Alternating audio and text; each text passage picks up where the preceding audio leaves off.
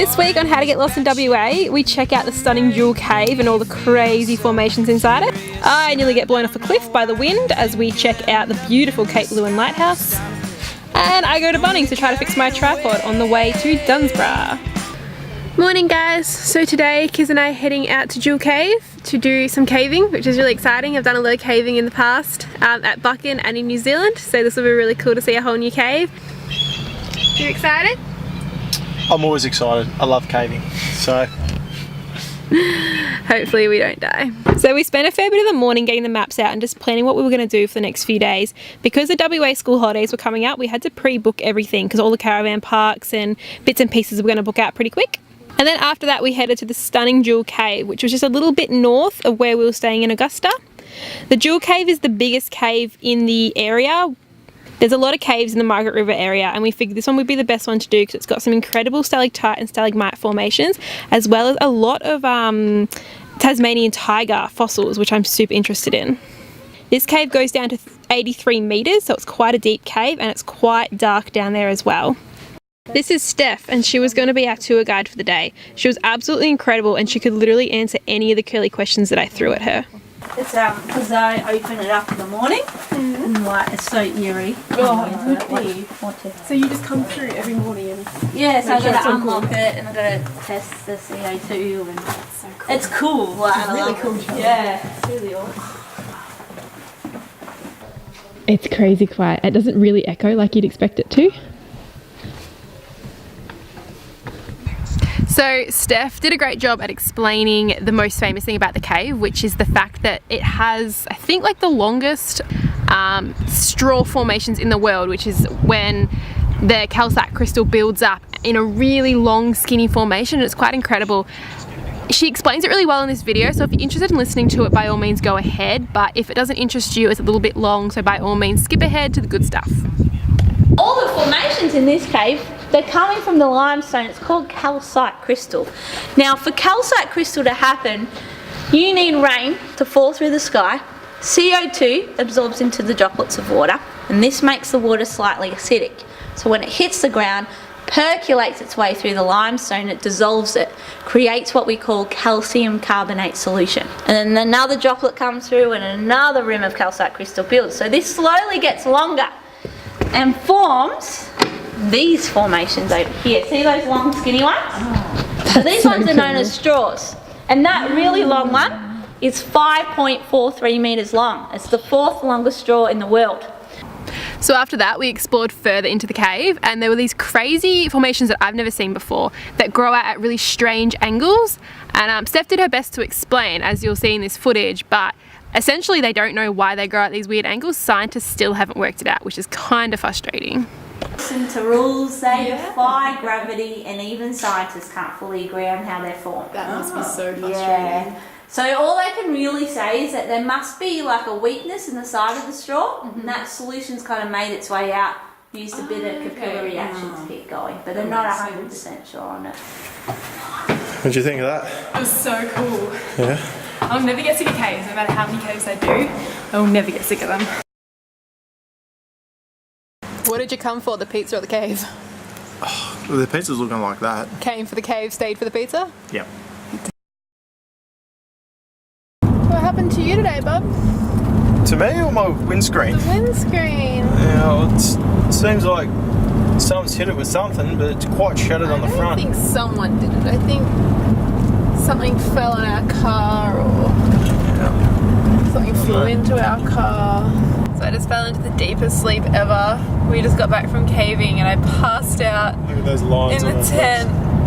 But we're heading out to the lighthouse now because my dad said we had to, but I really like lighthouses too. Pretty sure I've been told that it's the tallest lighthouse in Australia, but I'll find some interesting facts for you and let you know.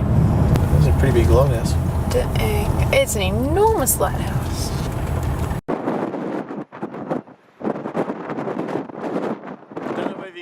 Audio of this, but you can see from Hannah's jumper. So as you can see from that footage, it was hectically windy at Cape Leeuwin. So instead, I will give you this lovely voiceover and a collection of marvellous facts about Leeuwin Lighthouse. This lighthouse marks the most southwesterly point of mainland Australia. It is super old and was opened by WA Premier John Forrest in 1895. It was operated totally manually until 1982 by a clockwork mechanism and a kerosene burner, and it was one of the last in the world to be made automatic. It was constructed from local limestone. A lot of it was mined from Rottnest Island. There is such thing as an International Lighthouse Day, and in 2004 Cape Leeuwin Lighthouse hosted this prestigious event.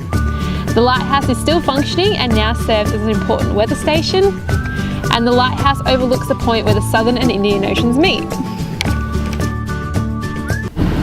Well, that was the fucking windiest thing I've ever done. Thoughts? You can see from my hair how windy it was. Almost finished our first episode! First episode. So it's taken me weeks to get this together, but I'm really excited. It's been really painful, but we've got there. So You've done an amazing job, babe. 6% You've to done go. this. You've done this majority yourself. I've just been holding the camera up, so I'm very proud of you, babe. Thanks. I hope you guys like it. High five. Of course, we then couldn't help ourselves but to watch our first episode together. I had edited this full episode and Kieran actually hadn't seen it yet, so it was really fun to watch.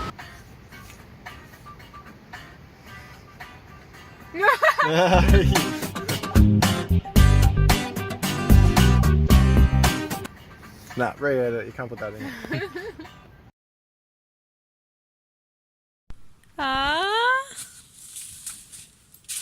Thanks, Bubba.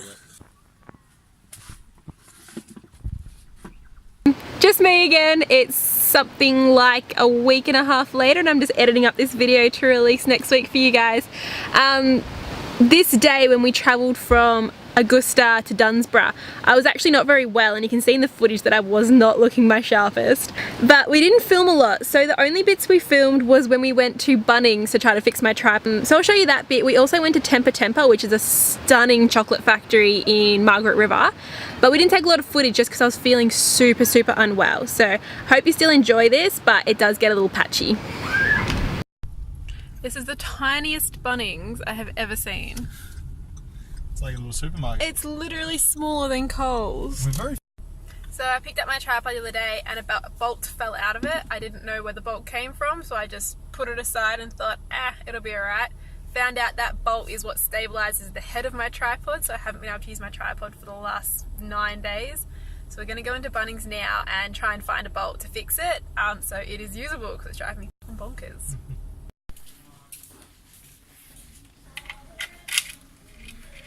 A lot of sand in that. I know. Found it? I think it doesn't fit. When the tongue's out, you know you mean business.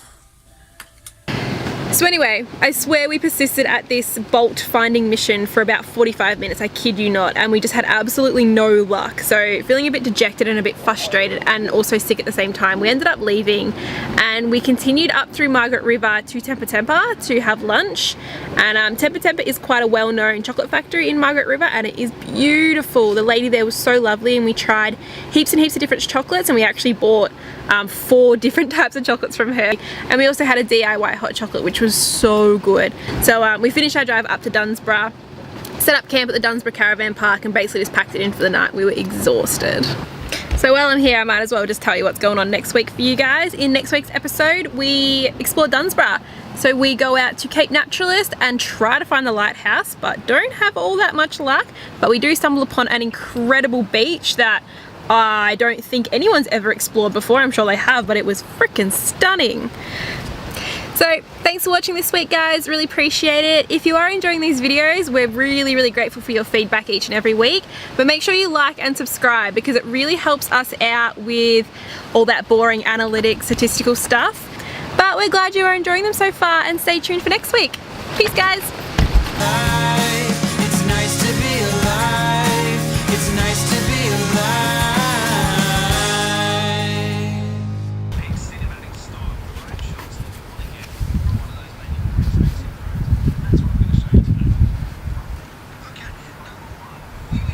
So Steph did a great job at explaining the most famous thing about the cave, which is the fact that it has, I think, like the longest or second longest or one of the longest straw formations in the world.